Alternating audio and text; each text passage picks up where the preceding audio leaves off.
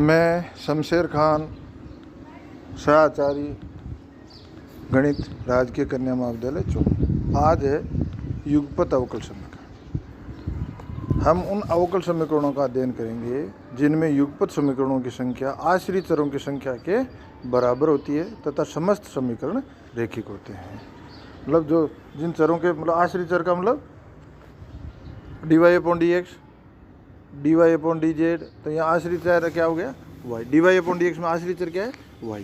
तो अपने पास क्या होगा, दो आश्रित चर होंगे तो दो समीकरण दी हुई होगी, तीन आश्रित चर होंगे तो तीन समीकरण दी हुई होगी, और इन स्वतंत्र चर सब में समान रहेगा। तो आपको सीधा सा ध्यान रखना है कि आश्रित चर का युगपत अवकल समीकरण को हल करने का मतलब आश्रित चर का मान निकालना है। आश्रित चर का मान का मतलब x और y का मान निकालना है। यदि दो आश्रित चर आपकी इस अध्याय में दो ही आश्रित चर दिए होंगे ज़्यादातर क्वेश्चन में, लगभग क्वेश्चन में, और उन दोनों आश्रित चरों के मान निकालने हैं। ये मान निकालने के लिए आपको दो आश्रित चर है तो दो रेखिक अवकल समीकरण दे रखी होगी। वो किस में होगी, एक दोनों आश्रित चर और तीसरे स्वतंत्र चर के रूप में दी होगी। दोनों के लिए स्वतंत्र चर समान होगा, आश्रित चर दो होंगे और स्वतंत्र चर एक ही होगा। तो यदि आश्रित चर x तथा y एक अन्य स्वतंत्र चर की t के फलन हो तो संकारक d। अब चूंकि स्वतंत्र चर यदि t है तो अवकलज किसके सापेक्ष होंगे, t के सापेक्ष, और कैपिटल D फिर क्या हो जाएगा d बाई डी टी, तथा संकारक d equal to D by D T हो तो युगपत अवकल समीकरण निकाय का सामान्य रूप ये होता है f1d x plus f2d y is equal to ft। f1d का मतलब d कैपिटल D का कोई फलन, f2d का मतलब कैपिटल D का कोई फलन या अचर। दूसरा समीकरण होगा g1d कैपिटल D का कोई अन्य फलन into x plus g2d capital D का कोई अन्य फलन इंटू g1d x मतलब कैपिटल D का कोई अन्य फलन इंटू x प्लस g2d मतलब कैपिटल D का कोई अन्य फलन into y is equal to gt मतलब t का कोई फलन। ये दो समीकरण अपने को इस रूप में दो समीकरण आपको दी हुई मिलेगी। अब इनको हल करना, तो ये f1d f2d g1d g2d सारे क्या है, अचर गुणांक वाले d में बहुपद है। अचर गुणांक वाले देखो, कैपिटल D के साथ एक्स वाई नहीं होना चाहिए। कैपिटल D का मतलब के साथ अचर गुणांक वाले मतलब कैपिटल D क्या है d by D T, D by D T, और बाहर x है तो dx बाई डी टी। पर इसके आगे की तरफ लेफ्ट साइड में x d by D T या y d by D T या y square d by D T मतलब x y का कोई फलन इसके गुणा में नहीं होना चाहिए। मतलब ये सारे f1d f2d g1d g2d अचर गुणांक वाले d में बहुपद फलन होने चाहिए। समझ में आया होगा, मतलब d के लेफ्ट साइड में x y या x y का कोई फलन गुणा में नहीं होना चाहिए, केवल केवल अचर ही गुणा में होना चाहिए। तथा ft व gt स्वतंत्र चर t के फलन है। अब मैंने डबल स्टार करके एक चीज़ लिखी है कि अचर गुणांक वाले युगपत अवकल समीकरण को हल करने की विधि। हल करने की विधि, उपरोक्त समीकरण 1 व 2 से y को, मतलब पहले अपन क्या करते हैं, ये दो समीकरण दे के रखे हैं, इनमें से एक स्वतंत्र आश्रित चर को विलुप्त कर देते हैं।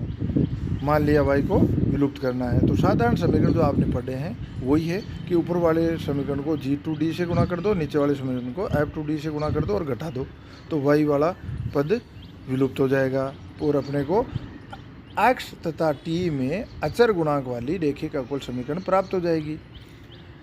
x तथा t में अचर गुणांक वाली रेखिक अवकल समीकरण को यदि अपन हल करेंगे तो अपने को किसका मान प्राप्त हो जाएगा, x का मान प्राप्त हो जाएगा।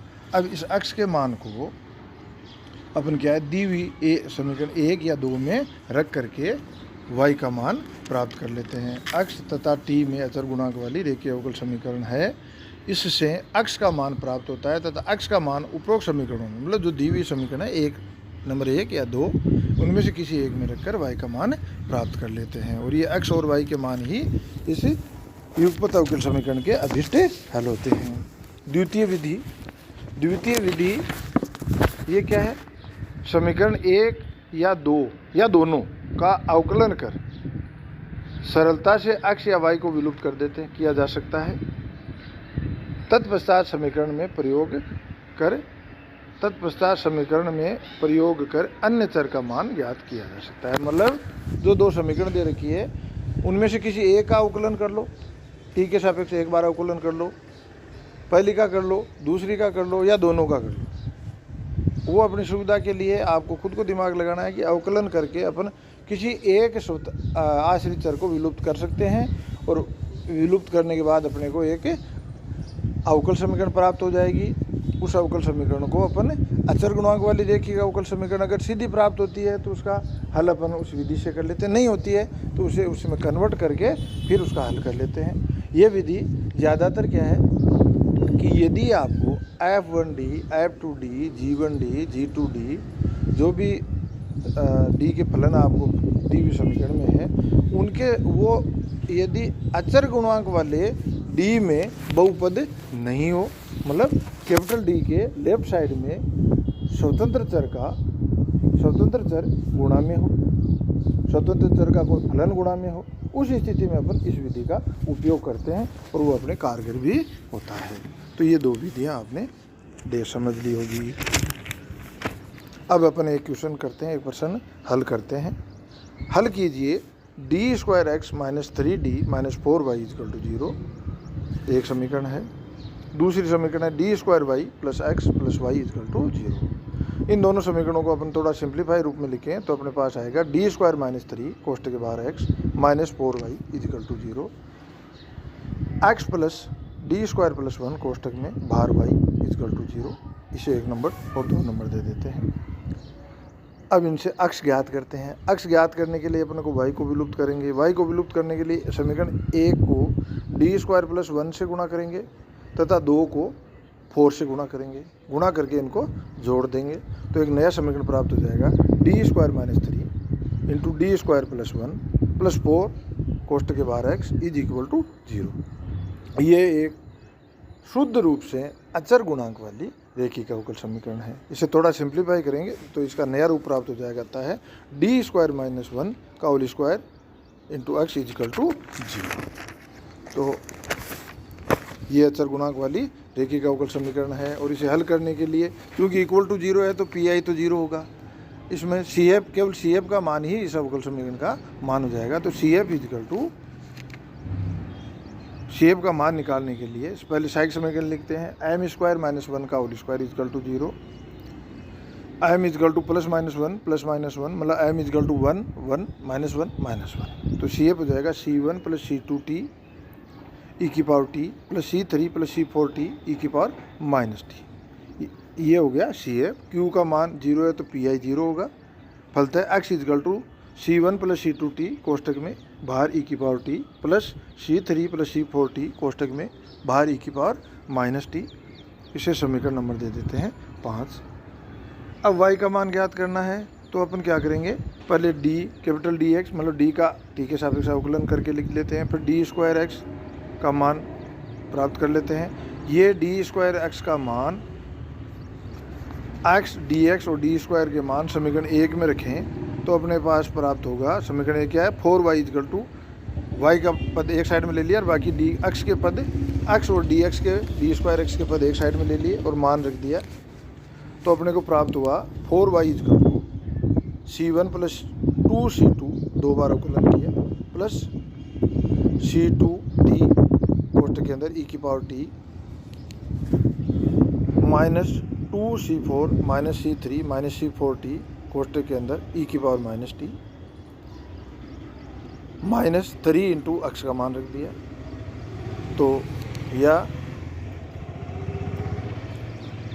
4y = 2 कोष्ठक में C2 - C1 - C2t कोष्टक के बाहर ई की power T minus 2 C4 plus C3 plus C4 T E की पावर माइनस टी। तो इससे y का मान अपने को प्राप्त हो गया, y is equal to 1/2, y is equal to 1/2 कोष्टक में C1 minus C2 minus C1 minus C2 t कोष्टक के बाहर ई की पावर टी माइनस 1/2 कोष्टक में C4 plus C3 plus C4 T कोष्टक के बाहर ई की पावर माइनस टी।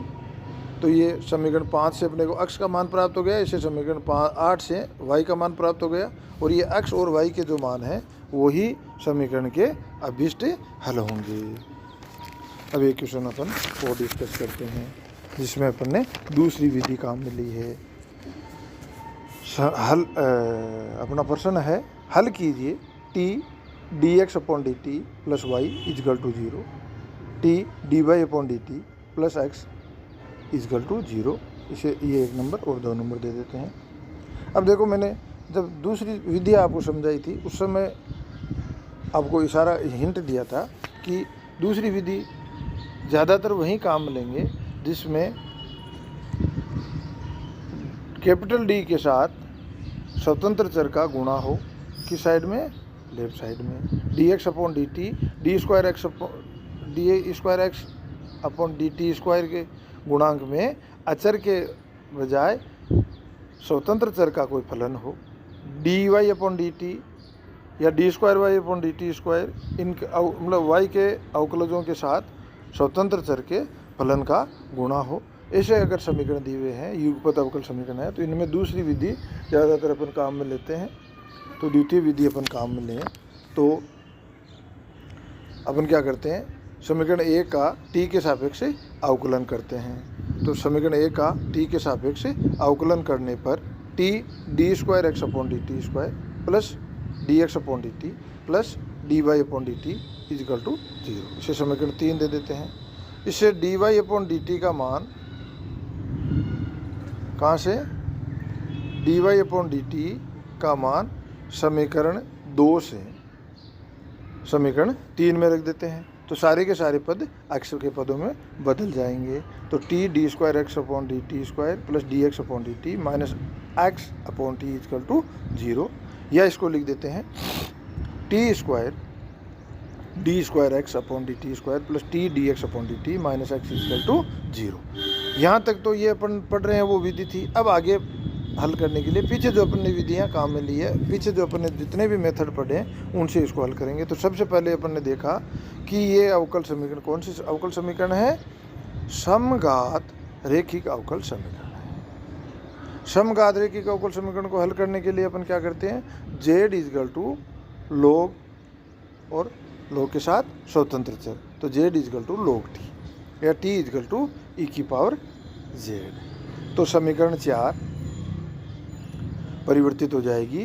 नए समय अगर ये पुट करेंगे तो समघात अवकल समीकरण हल करने की विधि आपको आती होगी, वो विधि यहाँ लगाएंगे तो अपने को मिल जाएगा capital D into D minus 1 प्लस डी माइनस 1 कोष्टक के बाहर x equal to 0। Capital D क्या है, d by D Z. Capital D क्या है, d बाई डी जेड। यहाँ आपको ये ध्यान रखना है, क्यों कि यहाँ स्वतंत्र चर था वो कैपिटल D क्या है, मैं साइड में लिख देता हूँ, कैपिटल D क्या है, d बाई डी जेड। तो यहाँ क्या है, स्वतंत्र चर को t को अपन ने z में परिवर्तित कर दिया, नई समीकरण प्राप्त हो गई d इंटू डी माइनस 1 प्लस डी माइनस 1 कोष्टक में बाहर x इजकल टू 0, या डी स्क्वायर माइनस 1 कोष्टक के बाहर x इजकल टू 0, जो कि एक अचर गुणांक वाली अवकल समीकरण है, जो कि एक अचर गुणांक वाली अवकल समीकरण है। अतः सहायक समीकरण m square minus 1 equal to 0, then m equal to 1 plus 1 minus 1 C F equal to c1 e की power z plus c2 e की पावर माइनस z, और q का मान 0 है तो pi का मान 0 होगा, इसलिए x equal to c1 e की power z plus c2 e की पावर माइनस z। z का मान रखा अपन ने वापस, तो ये हो गया c1t प्लस c2 t की पावर माइनस 1, c2 t की पावर माइनस 1। पुनः dx upon dt equal to c1 minus c2 t की पावर माइनस 2, इसका अवकलन कर दिया। और dx/dt का मान कहाँ रख दिया, समीकरण 1 में रख दिया। तो अपने को y का मान प्राप्त हो गया c1 -c1t plus c2t t⁻⁻1, ये y का मान प्राप्त हो गया। तो समीकरण 6 अपने को x का मान देती है, समीकरण 7 अपने को y का मान देती है, और 6 और 7 मिल करके इसका अभिष्ट हल हो गया। धन्यवाद।